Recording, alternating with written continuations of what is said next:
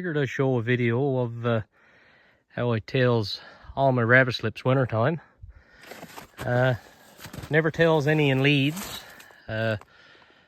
Just never really bothered with it. This is the way that we always done it. We go in, find a bunch of thick woods, the thickest bunch of woods that you can find. You can see it's pretty open around here, alders and young birch and stuff growing up. So there's a half decent little bunch of woods there.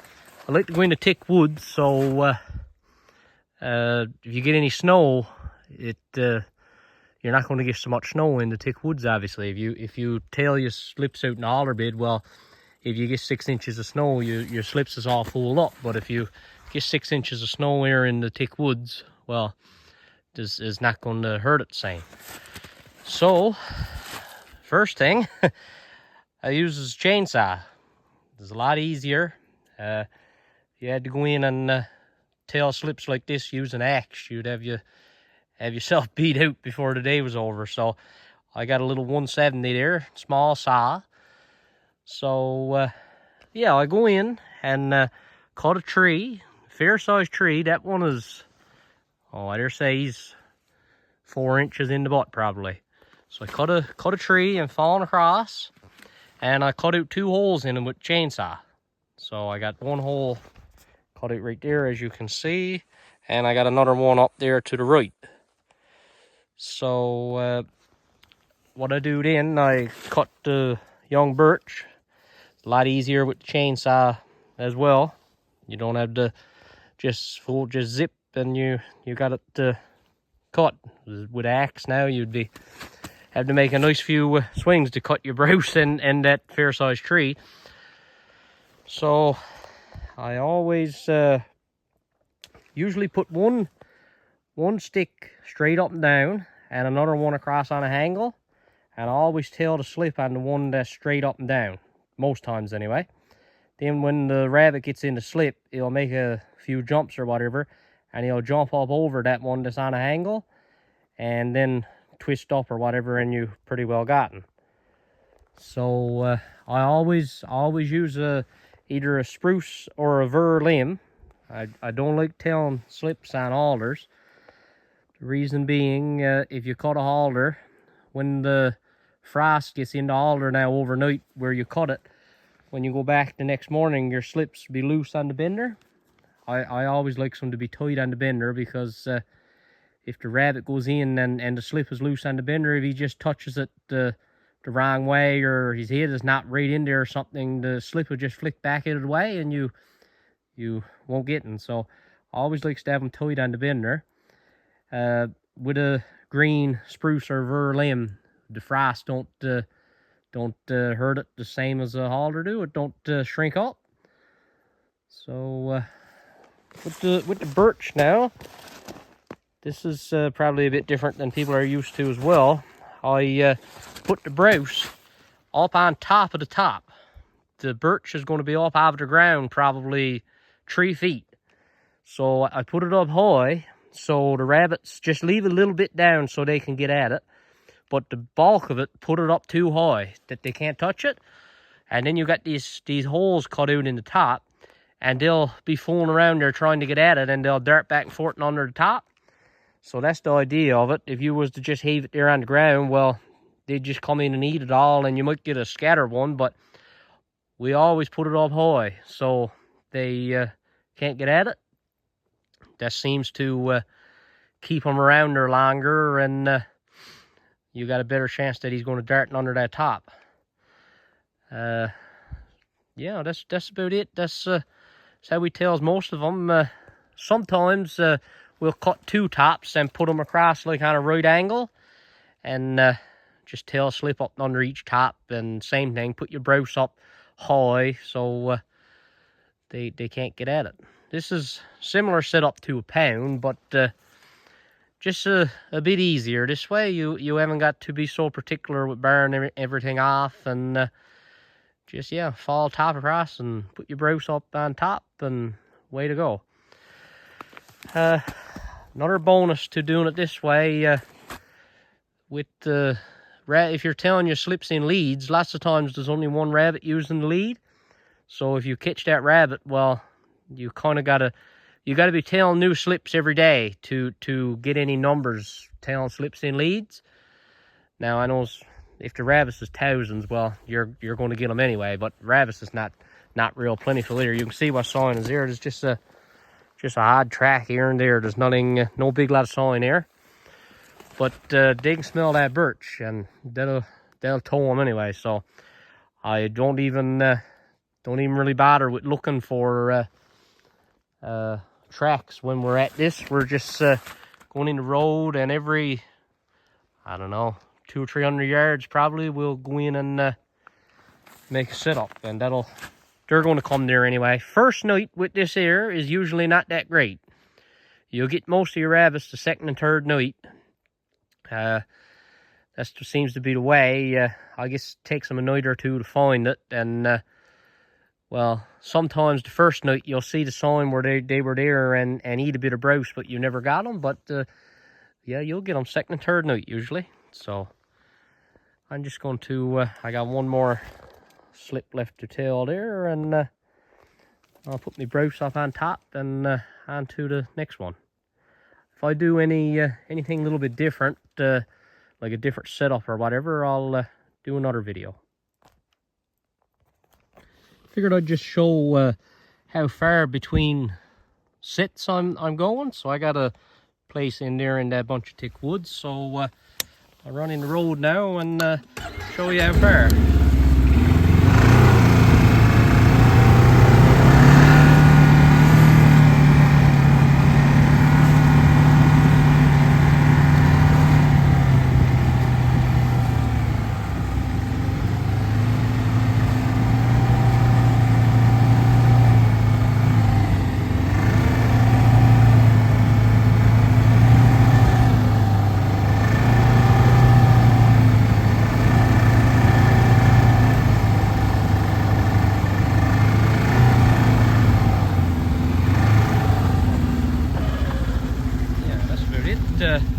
I'll go in there now in amongst that fir that's growed up, and as you can see, there's not a track here nowhere. It just still snowing last night, so I believe that's a track up there. But nah, I don't even really bother looking for tracks like this. Just go a couple hundred yards between places and walk in and slash down the birch and that, then they're going to come there anyway. Leaves another track there in the ditch, but yeah, I'm going to run in there now in that bunch of woods and make another set. Still carrying on, tailing slips. There's one in there. See, I got the browse up, cross on an angle there, up high. And there's another one in there. Same thing. Browse is up top, cross on an angle. If the rabbits was real thick, I'd be tailing tree slips to a place, but they're not thick enough here for that. So 2 slips is enough to get the job done. As you can see, when I'm in tailing these slips, I'm beating everything down with snowshoes. So when you get a bit of frost, now it's mild for the next couple of days, but when it gets frosty, then that'll be just like a rock. So it works out good if you happen to get mild weather. Your slips won't be too low. So that's what we always done. I know a lot of people, when they're tailing slips in leads, they're trying to stay off to one side of the lead and not tread in the lead and that kind of stuff. But doing it this way, now you go in and beat it all down. The more sign you can make, the better, I think. Yeah, so that's it. Again, that's a fair sized tree. But if you got a bunch of thick wood you can tail, then I don't mind using small tops. But if you're out here, I'm kind of out in the open. There's no real thick woods there, just alders and young birch and stuff. So if I got the tail out in the open, I use as a fair sized tree, and that also helps your snares. If you get the snow is going to hang off on the tree, and well, your snares will be half decent in order anyway. And another bonus to using the top is when you get the rabbit is down kind of hid away from the birds. Crows or hawks, owls, that kind of stuff, they're all hunting by sight. So if you got your rabbit down in under this top, it's a bit harder for them to see in. If you just get your slips out in the wide open alders, they got no trouble to see the rabbit. So that's just the way we does it anyway. I know people tells a lot of slips in alder beds, and they catches a lot of rabbits. There've been thousands caught in Newfoundland in alder beds, but we always stay clear of that as much as we could. Try to keep it to the thick woods. Second set of the morning. First rabbit. This place here, I just made a set at the bottom of this big tree. Pretty sheltered from the snow. One snare there and another one over there to the left. Perfect, first one. Next set in the morning, another bunny. Just one top fell across here and two snares up under the one top. The browse up on top where they can't get at most of it. And yep, perfect. Got one up here alive. He must have just got in. I can see he's in by the neck, but yeah, I'll take care of that fella and on to the next one. One here.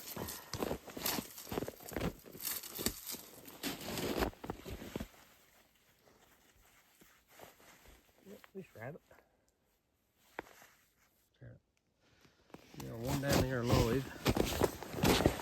Clear that fella and move on. I just found that one. I walked a couple hundred yards down to the woods. See he bust off there and see the blood come down, so I tracked him and found and crawled in the hole. That's what you got with that old brass wire and that fit tail. One here under this top. Let's rabbit boy. Perfect. Got one here. He's partly heat. See the little track of a weasel, huh? Bit of blood there where he walked it through, so see, I don't think he's too bad, but he was definitely at him. One here. There you go. Loose bunny.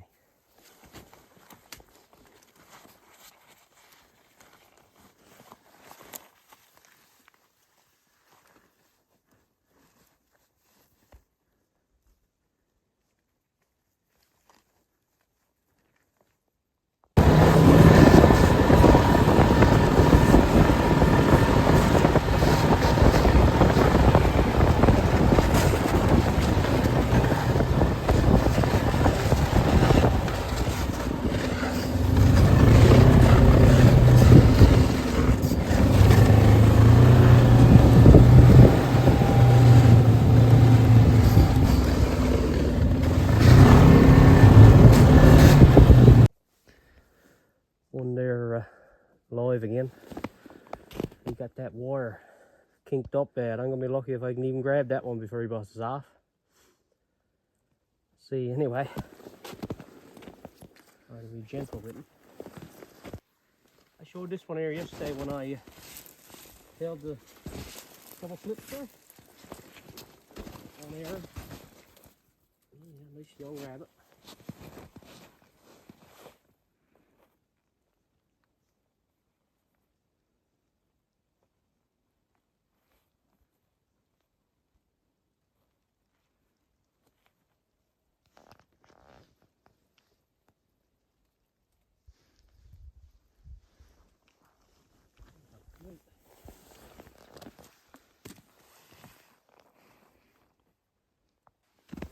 Another one here.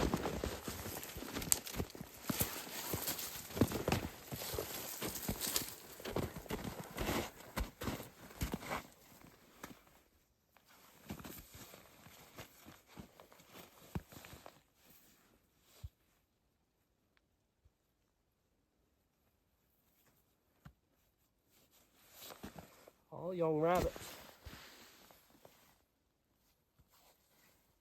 Just had a rabbit in there and came back to the skidoo. And I noticed there's one in right there sat up. And I got neither going. So I guess I'm gonna have to wait for the night and hope he gets in a slip. Well, it's nice when you can see him from the skidoo. Looks like another one there. Just had this top fell across the ditch, and one in that slip. There's another slip up to the left. Not sure, haven't seen that one yet, but that's another one anyway. Just out the road a little ways now. This must be the day for the rabbits. Another one right there. And neither gone. Yeah, a little flick of snow coming down now. That must have about on the move.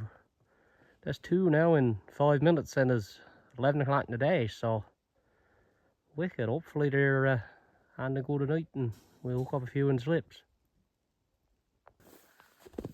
Another one here live. I think they're after, they must be on the go late this morning or something, because well, after seeing 2 and that's 3 or 4 live, so they must be on the go late.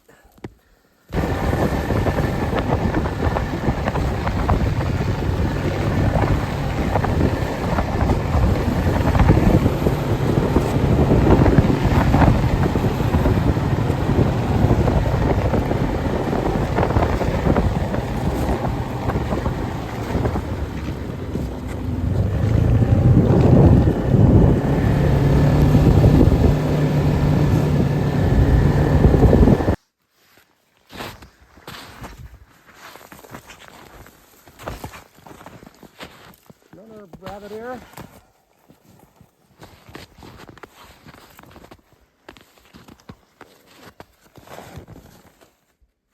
A lot of kinks in it. You got a lot of kinks in it. I busting off and tail another one.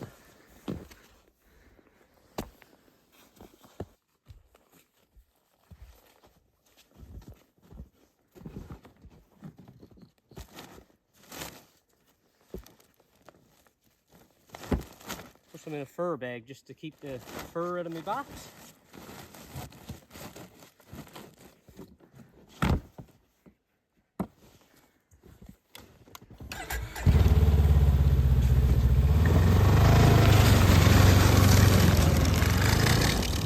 Another one there alive.